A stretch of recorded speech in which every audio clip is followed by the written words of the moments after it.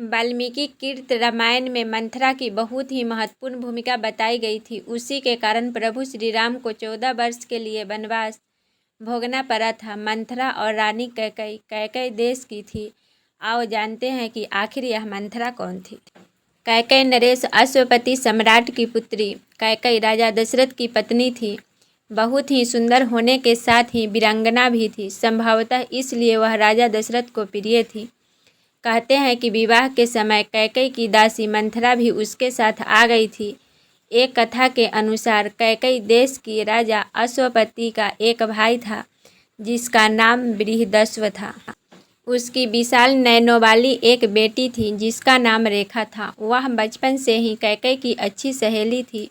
वह राजकन्या थी और बुद्धिमती भी थी, परंतु बाल अवस्था में उसे एक बीमारी हुई। इस बीमारी में उसका पूरा शरीर पसीने से तर हो जाता था, जिसके कारण उसे बड़ी जोर से प्यास लगती थी। एक दिन प्यास से अत्यंत व्याकुल हो उसने इलायची, मिश्री और चंदन से बड़ी शरबत को पी लिया। उस शरबत के पीते ही उसके शरीर के सभी अंगों ने काम करना बंद कर दिया। तत्काल ही उसके पिता ने प्रसिद्ध चिकित्सकों से अपनी लाडली बेटी की चिकित्सा करवाई। चिकित्सा से बच तो गई, लेकिन उसकी रीढ़ की हड्डी सदा के लिए टेढ़ी हो गई। इस कारण से उसका नाम मंथरा पड़ा। उसके इस शारीरिक दुर्गुण के कारण वह आजीवन अविवाहित रही। जब कैकई का विवाह हो गया तो वह अपने पिता की अनुमति से कैकई की अंगरक्षिका बनकर उसके राजमहल में रहने लगी। किंवदंतियों के अनुसार पूर्व जन्म में मंथरा दुंदुभ नाम की एक गंधर्व कन्या थी। एक अन्य कथा के अनुसार लोमस ऋषि के अनुसार मंथरा पूर्व जन्म में प्रहलाद के पुत्र विरोचन की कन्या थी। वाल्मीकि रामायण में इंद्र द्वारा भेजी गई अप्सरा माना है जो भगवान राम को वनवास दिलाने आई थी। मंथरा कथा। महाराज दशरथ ने जब चैत्र मास में अपने ज्येष्ठ पुत्र राम के राज्याभिषेक की बात की तो देव प्रेरित मंथरा ने आकर कैकई को यह समाचार सुनाया।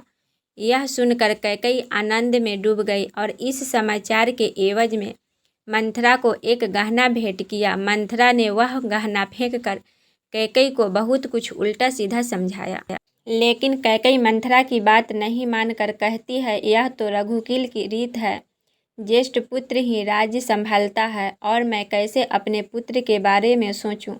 राम तो सभी के प्रिय हैं। तब मंथरा के बहकाने पर कैकई को अपने 2 वरदान की याद आई और कैकई के मन में कपट समा गया। दरअसल एक बार राजा दशरथ ने देवासुर संग्राम में इंद्र के कहने पर भाग लिया था। इस युद्ध में उनकी पत्नी कैकई ने उनका साथ दिया था। युद्ध में दशरथ अचेत हो गए थे। राजा के अचेत होने पर कैकई ने उन्हें रण क्षेत्र से बाहर ले आई थी। अतः प्रसन्न होकर दशरथ ने 2 वरदान देने का वादा किया। तब कैकई ने कहा था कि वक्त आने पर मांगूंगी। बाद में मंथरा के कान भरने पर कैकई ने मंथरा के कहने पर कोप भवन में जाकर राजा दशरथ को अपने 2 वरदानों की याद दिलाई। राजा दशरथ ने कहा मांग लो वरदान। तब कैकई ने अपने वरदान के रूप में राम का वनवास और भरत के लिए राज मांग लिया। यह वरदान सुनकर राजा दशरथ अंदर से टूट गए।